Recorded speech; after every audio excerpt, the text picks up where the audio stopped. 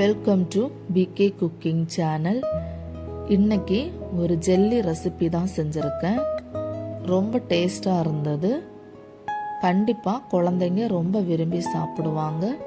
நம்ம கடையிலிருந்து ஜெல்லி வாங்கி குழந்தைங்களுக்கு கொடுக்கறதுக்கு பதிலாக வீட்டிலையே இந்த சம்மருக்கு ஜெல்லி ரெடி பண்ணி குழந்தைங்களுக்கு கொடுங்க. வாங்க இது எப்படி செய்யலான்னு உங்களுக்கு சொல்லித்தரேன். இந்த மாதிரி பாக்கெட்லேயே நிறைய ஃப்ளேவரில் சூப்பர் மார்க்கெட்டில் கிடைக்கும். நான் ஸ்ட்ராபெரி தான் வாங்கியிருக்கேன். ஏற்கனவே பாதி பாக்கெட்டில் ஜெல்லி பண்ணியிருக்கேன். இது மீதி இருந்ததில் தான் பண்ணுறேன். அதுக்கு பாக்கெட் உள்ளாடி, அதாவது அந்த ஸ்ட்ராபெரி பாக்கெட் உள்ளாடி 2 கவர் இருக்கும். அந்த 2 கவரில் இருந்து பாதி எடுத்து 1 டம்ளர் தண்ணியில் மிக்ஸ் பண்ணிவிட்டு ஸ்டவ்வில் கொதிக்க வச்சு எடுத்துடலாம்.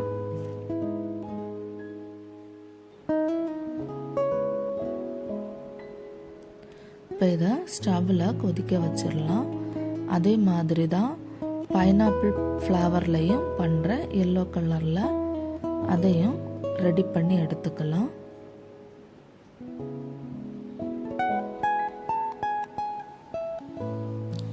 ஒரு பாக்கெட் வாங்கினீங்கன்னா நம்ம 2 தடவை ஜெல்லி பண்ணி எடுக்கலாம்.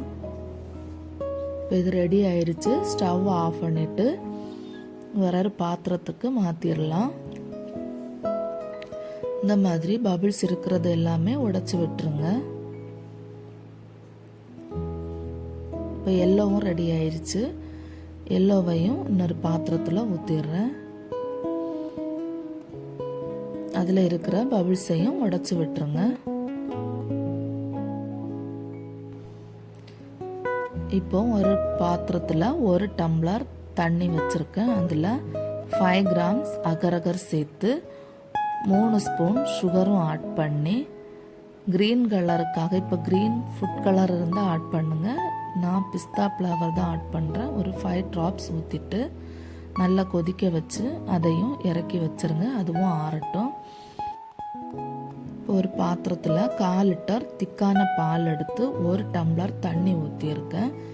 அதில் 10 கிராம்ஸ் அகரகர், 3 ஸ்பூன் சுகரும் சேர்த்து நல்லா கொதிக்க வச்சுட்டு இறக்கிடலாம். இப்போ ஸ்டவ் ஆஃப் பண்ணிடுங்க. போதும், அகரகர் எல்லாம் கரைஞ்சி வந்திருக்கு. நம்ம ஏற்கனவே பண்ணி வச்சிருக்கிற ஜெல்லி ரெடி ஆயிடுச்சு. ஜெல்லி பண்ணி 4 ஹவர்ஸ் வச்சுருந்தேன். அதுக்கப்புறம் தான் பால் ரெடி பண்ணேன். இப்போது இதை கட் பண்ணி எடுத்துடலாம். எல்லோவும் க்ரீனும் ரெட்டையும் கட் பண்ணி எடுத்துடலாம்.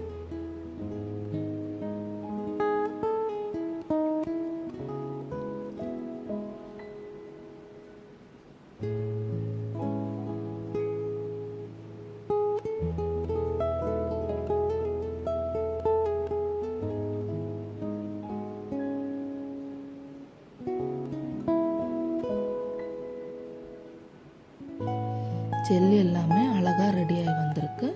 இப்போ ஒரு பாத்திரத்தில் எல்லா ஜெல்லியுமே போட்டு மிக்ஸ் பண்ணிடலாம்.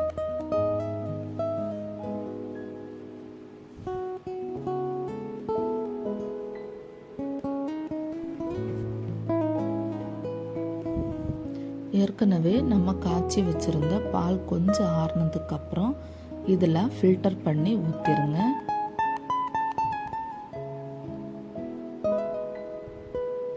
ஊற்றிட்டு நல்லா மிக்ஸ் பண்ணி விடுங்க.